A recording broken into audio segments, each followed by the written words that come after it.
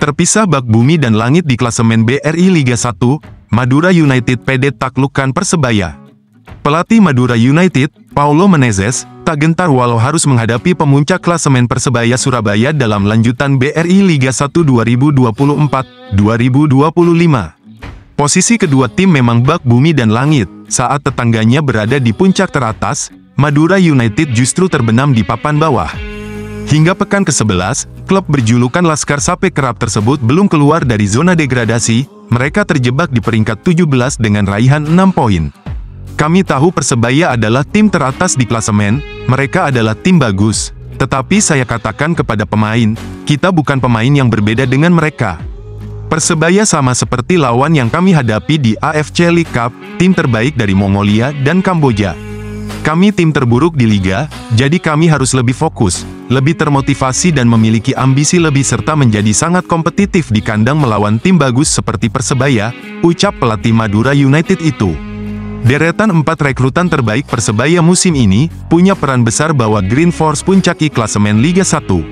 Tekad pelatih Paul Munster untuk membawa Persebaya bersaing di papan atas Liga 1 benar-benar diwujudkan secara serius. Ia sudah melakukan berbagai persiapan sejak kompetisi Liga musim lalu berakhir.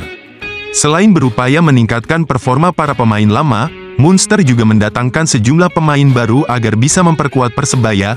Mereka tidak hanya didatangkan dari klub lain di tanah air, melainkan dari klub luar negeri.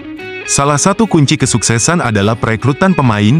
Perekrutan tidak hanya membutuhkan pemain bagus. Saya cek latar belakang pemain incaran saya, melakukan beberapa kali Zoom meeting dengannya, bertanya pada mantan rekan setimnya, hingga pelatih-pelatih yang pernah menanganinya, ungkap Munster seperti dikutip dari laman YouTube Transfermarkt. Ia pun akhirnya sukses mendatangkan setidaknya 14 pemain ke Gelora Bung Tomo musim ini. Di antara mereka, setidaknya ada 5 pemain rekrutan baru yang dinilai cukup berhasil mengangkat performa Persebaya meski didapat secara gratis. 1. Mohamed Rashid. Mohamed Rashid adalah gelandang tim nasional Palestina. Ia dibeli dari Bali United untuk melengkapi barisan tengah Persebaya. Rashid langsung nyetel dengan game plan yang diterapkan oleh Paul Munster, berposisi sebagai gelandang bertahan. Ia kini menjadi senjata rahasia Green Force dari second line karena selalu mencetak gol-gol penting yang membuat timnya meraih poin. Sejauh ini, ia sudah mencetak 3 gol dan masuk jajaran top skor Liga 1. Berkat gol-golnya, Persebaya kerap mengakhiri laga dengan kemenangan. Terbaru adalah gol Rashid menjadi penentu kemenangan atas Persija Jakarta pada tanggal 22 November lalu. 2. Flavio Silva. Paul Munster mendatangkan Flavio Silva dari Persik Kediri. Menariknya, ia adalah pemegang status runner-up top skor Liga 1 musim lalu di bawah David da Silva. Penyerang asal Portugal itu diharapkan bisa mencetak banyak gol bagi Persebaya karena reputasinya musim lalu. Namun, Flavio kesulitan untuk menjadi penyerang house goal awal musim ini. Beruntung Flavio bisa bermain di sejumlah posisi, hal yang sangat disukai oleh Paul Munster. Dalam 2 laga terakhir, yaitu lawan PSIS dan Persija, ia ditempatkan di winger kanan. Hasilnya positif, karena dalam 2 pertandingan itu ia selalu mencetak gol dan Persebaya juga selalu menang. Total ia telah mencetak 3 gol. Flavio juga menjadi pemain Green Force yang paling banyak melepaskan tendangan mengarah ke gawang lain. Mengutip dari laman Liga Indonesia Baru, dalam 11 pertandingan yang sudah dilalui, ia melepaskan 11 shoot on goal. Tak hanya itu, ia juga pemain yang paling banyak melepaskan tendangan melenceng, yaitu sebanyak 13 tembakan. 3. Francisco Rivera. Selain Mohamed Rashid, Persebaya juga mengontrak playmaker Francisco Rivera dari Madura United untuk memperkuat lapangan tengah. Tidak seperti Rashid, Rivera memang belum mencetak gol bagi Green Force sejak didatangkan awal musim ini. Namun, perannya sebagai kreator serangan cukup penting. Masih mengutip dari sumber yang sama, sejauh ini ia sudah mengkreasi 22 peluang. Tak hanya itu, dalam 2 laga beruntun, yaitu menghadapi PSIS dan Persija, ia dinobatkan sebagai Man of the Match atau pemain terbaik pertandingan. Pemain asal Meksiko ini juga cukup rajin melakukan tendangan ke arah gawang lawan. Dalam 11 laga, ia melepaskan 6 shoot on goal dan 7 shoot off target. 4. Slavko Damjanovic. Pada awal musim ini, Green Force kehilangan bek tangguhnya yaitu Dusan Stefanovic yang pindah ke klub lain. Namun, Persebaya memiliki gantinya, yaitu Slavko Damjanovic. Pemain yang dibeli dari Bengaluru FC ini sukses membuat pertahanan Persebaya semakin tangguh musim ini.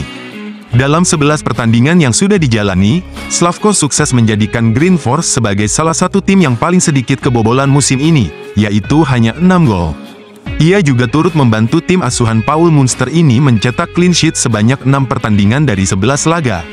Tak hanya itu, bek asal Montenegro ini juga sukses melakukan 6 kali blok, 22 kali clearance, serta 25 kali melakukan intercept.